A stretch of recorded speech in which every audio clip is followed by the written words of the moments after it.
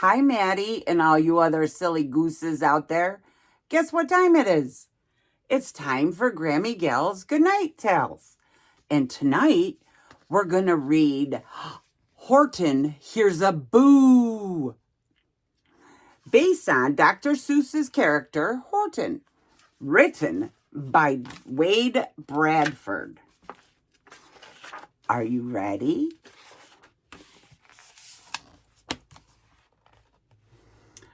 In the jungle of Newell, near the Globug Lagoon, in the hush of the night, 'neath the October moon, he was counting the stars, there were more than a few, when Horton the elephant heard a strange boo.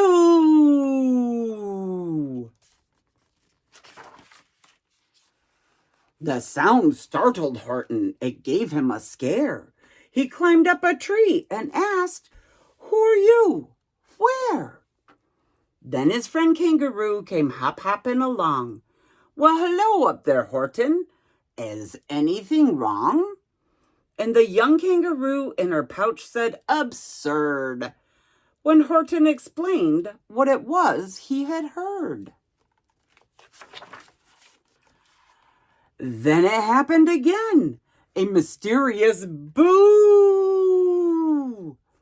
It started out soft, and then slowly it grew, and the kangaroos jumped 14 feet off the ground upon hearing that ear-tickling, fear-prickling sound.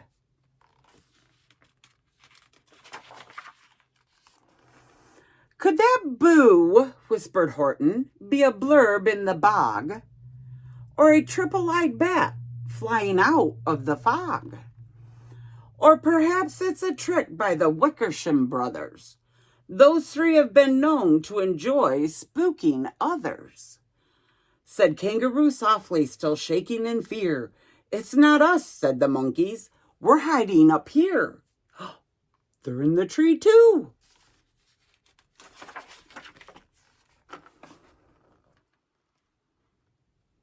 "We were romping about in the caverns of goo, spending time in the slime, as so often we do, when we spotted a shadow that made our fur crawl, for the creatures who made it is 20 feet tall.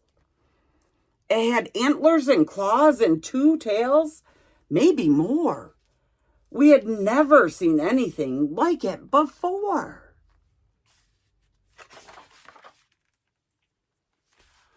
When the shadow said boo, we were scared. Yes, it's true. So now we'll live here in this treetop with you. "Maybe not," Horton said, now beginning to doubt. What on earth could this creature be booing about? Yes, it could be a trick, or it might be a warning. But that doesn't mean we stay up here till morning.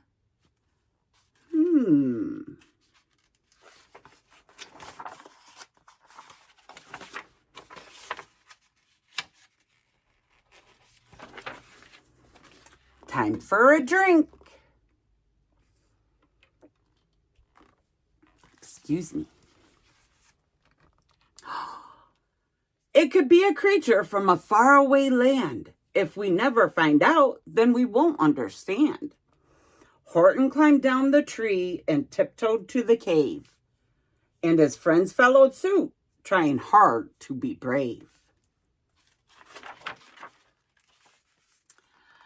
Then a sound echoed from the caverns of goo, and the sound wasn't small, but a big, booming boo!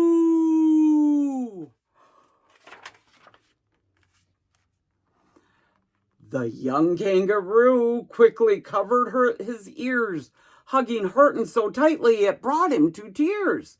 "It's not nice to say boo, you ought to remind him," the monkeys told Horton while they hid behind him. Horton opened his ears, which were big and quite keen, and the noise that he heard wasn't spooky or mean. Yes, he heard the word boo. That was perfectly true. But he listened some more, and he heard a boo-hoo. 'Twas a lost little who, so incredibly small, without help from a lens, you'd not see them at all. And they clung to a leaf of a bezelnut flower, a plant which to them seemed as tall as a tower. My goodness, said Horton, what's wrong, little one? Crying all by yourself doesn't seem like much fun. We all thought your boos were intended to scare us, but now that we've found you, we feel quite embarrassed. Horton's friends gathered round, all looking astounded, and also relieved that their fears were unfounded. Had they been so afraid of a small little who? Why, how could we help?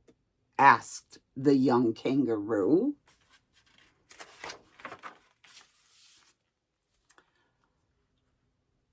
Will you carry me home? The who asked. Pretty please.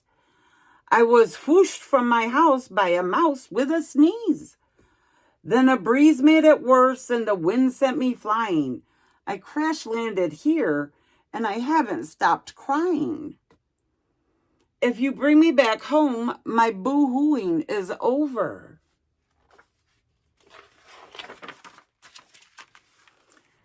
And the elephant smiled. I know just the right clover. Some things may sound spooky the first time you hear them, but that doesn't mean you continue to fear them.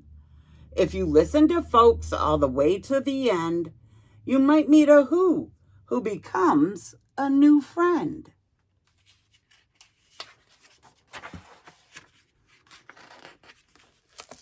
The end. I hope you liked the story. And I hope you have a good night. I love you. Mwah, mwah, mwah.